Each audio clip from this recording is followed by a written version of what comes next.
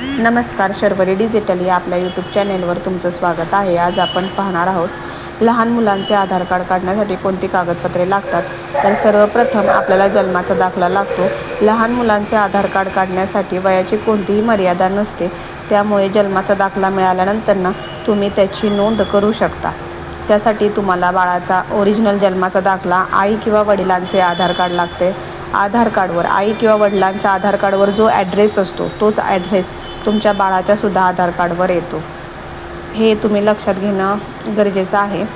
त्यानंतर तुम्ही एनरोलमेंट सेंटरवर जाऊन त्याची नोंद करू शकता. ते आधार कार्ड मिळाल्यानंतर ते तुमच्या बाळाचे वयाच्या 5 वर्षापर्यंत ते आधार कार्ड तुम्हाला वापरता येईल. 5 वर्ष पूर्ण झाल्यानंतर तुम्हाला बायोमेट्रिक अपडेट करणं गरजेचं असतात. त्यामध्ये जसं की आता फक्त फेस कॅप्चर केला जातो. 5 वर्ष पूर्ण झाल्यानंतर त्याचे आयरिस आणि फिंगरप्रिंटसुद्धा आधार नंबरला कॅप्चर किंवा लिंक होतात. त्यामुळे तुम्ही ते अपडेट करून घेणं गरजेचं असतं. तर ही माहिती कशी वाटली कमेंट करून सांगायला विसरू नका आणि चॅनेलला लाईक, शेअर आणि सबस्क्राईब करा. धन्यवाद.